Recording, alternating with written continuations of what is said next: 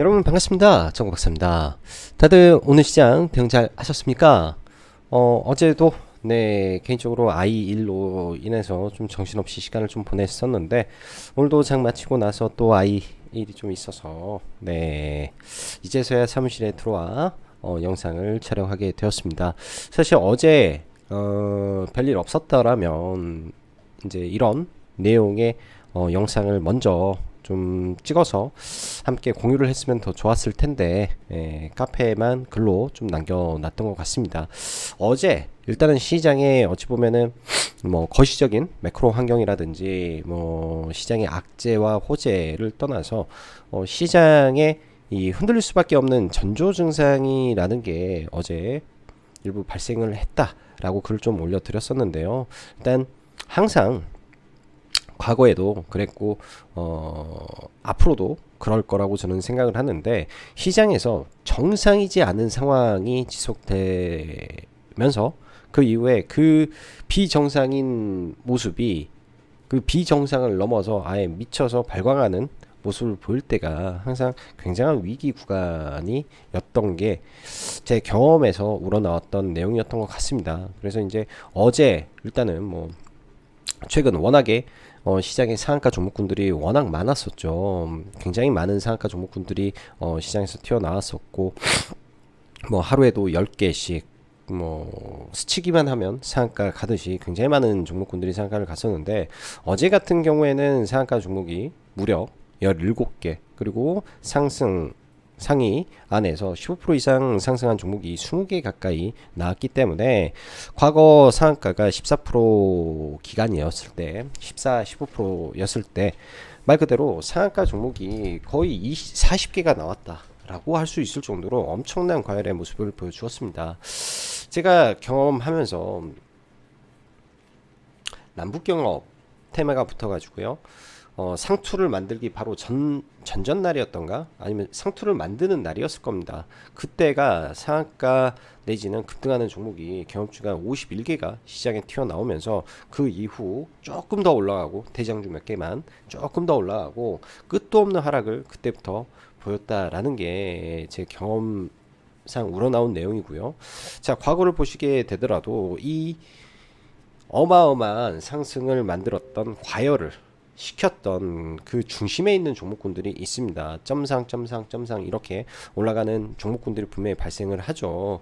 그렇게 발생을 했던 게 제 기준에서는 EV 첨단 소재라는 종목이 이렇게 정신없이 올라오는 과정 속에서 수많은 종목군들을 끌고 올라갔다라고 저는 생각을 했었고 그런 부분에서 EV 첨단 소재가 전일 대량의 거래량을 수반해서 급락이 나오고 그로 인한 서브 종목군들도 전부 다 급락이 출현이 되었습니다.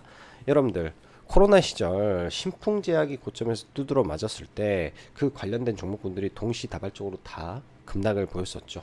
또 예를 들면은 뭐 시젠이라든지 이런 진단키트 종목군들이 우후죽순으로 쭉 달려가다가 고점에서 상투를 맞고 떨어질 때 그런 관련 섹터가 동시다발적으로 무너지면서 시장 전체가 흔들리는 경험을 여러분들은 해 보셨을 거라고 생각을 합니다. 기억을 더듬어 보시고 차트를 돌려 보시면 그런 모습이 보여질 건데요.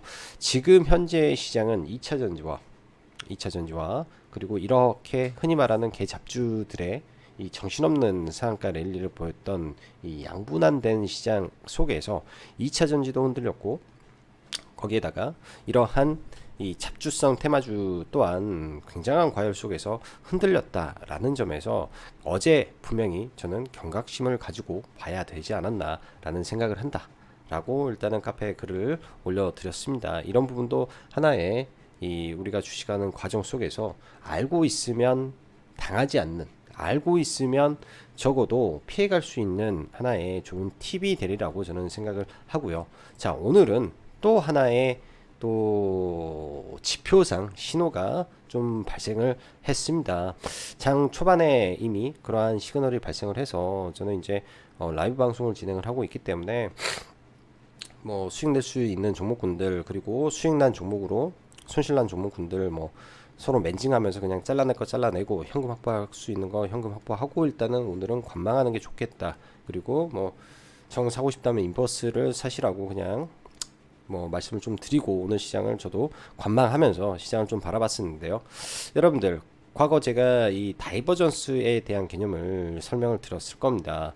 다이버전스라는 건요, 우리가 사용할 때 어느 구간에서 다이버전스를 사용해야 되는지, 뭐 이렇게 뭐 잔파동이 있는 구간에서 다이버전스를 사용하는 것은 큰 의미가 없습니다. 그러나 증시가 굉장히 많이 떨어진 상태에서, 그러니까 이 굉장히 과열이라든지 침체가 심각하게 떨어졌을 때 시장이 일정 구간 저항권에 돌입했다든지 혹은 시장과 별도로 너무 강력하게 올라간다든지 했을 때 우리가 선제적으로 좀 바라볼 수 있는 혹은 하락의 초입을 알아볼 수 있는 하나의 지표로 활용할 수 있다라고 저는 생각이 듭니다.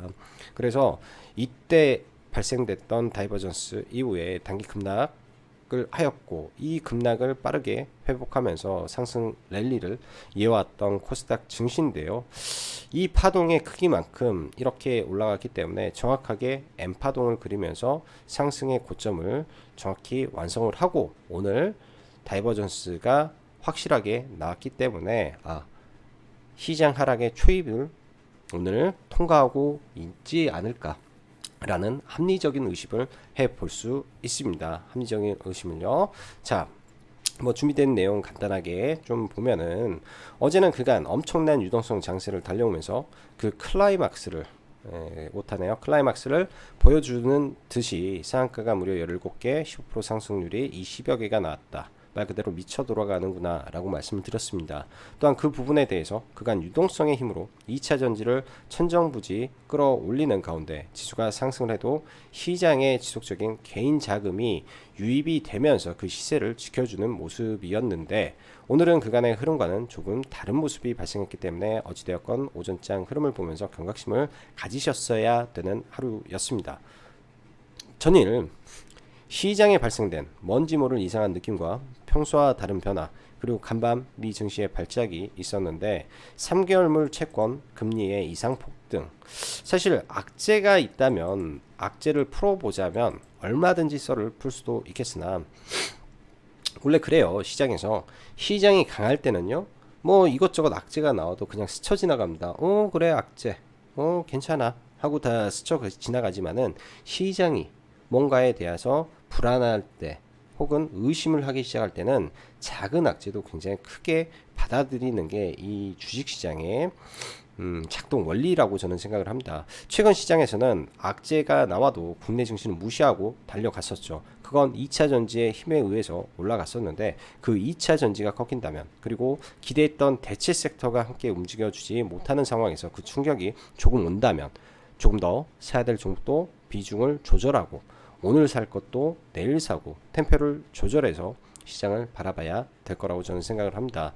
이 말이 곧 내일 추가적으로 막 폭락이 내려온다라는 게 아니라 내일 뭐 아침에 좀 빠졌다가 일정 부분 기술적 반등을 저는 하리라고 생각을 합니다. 일정 부분 기술적 반등을 해주고 뭐 다시 떨어지든지 하지 않을까라고 저는 생각을 하고 있고요. 뭐 다음 주 주초에는 다시 증시가 뭐 이런 21선 지지받고 좀 올라가는 모습 보여주겠죠. 그리고 꺾이는 모습이 대체적으로 많이 나옵니다. 그런 흐름으로 가지 않을까 일단은 생각을 하고 있기 때문에 뭐 이런 거 참고를 하시면 좋을 것 같고요. 자, 먼저 지수 다이버전스 차트, 이런 구간 지난번에 10월달 바닥을 찍을 때 가바닥 구간에서 다이버전스가 터졌고, 여기에서도 다이버전스가 연초에 나왔는데 긴 틀에서 보면은 큰 틀에서 쌍바닥을 찍고 다이버전스가 나왔으니까 이것 또한 굉장히 신뢰도가 높다. 이때 나온 거는 세 개가 동시에 나왔기 때문에 매우 높은 신뢰도고요. 이번에 나온 신뢰도도 고점에서 하락 다이버전스가 나왔기 때문에 매우 높은 3단 신뢰도가 나왔습니다. 그 다음 지표는 뭐냐? 신용융자 잔고에 대한 부분입니다. 신용융자의 잔고에 대한 부분인데요. 이걸 좀 간단하게 이렇게 좀 크게 좀 보면은 증시가 이제 시중 잔고가 이제 차트에는 여기까지뿐이 나오지 않기 때문에 2021년 뭐 이 정도죠. 이 정도 주가의 위치에 있을 때 신용 잔고가 어땠는지, 예? 이 정도 구간에 신용 잔고가 있었을 때 굉장히 이렇게 올라가고 있다가 이 구간에서 신용장구가 코스닥이요 10조를 넘어서 11조까지 올라갔었습니다. 11조까지 거의 12조 가까이 됐던 것 같아요. 이때 기억에 그렇게 높은 신용장구가 있을 때 떨어질 때는 급격하게 떨어집니다. 동시에 신용장구가 급격하게 주고요.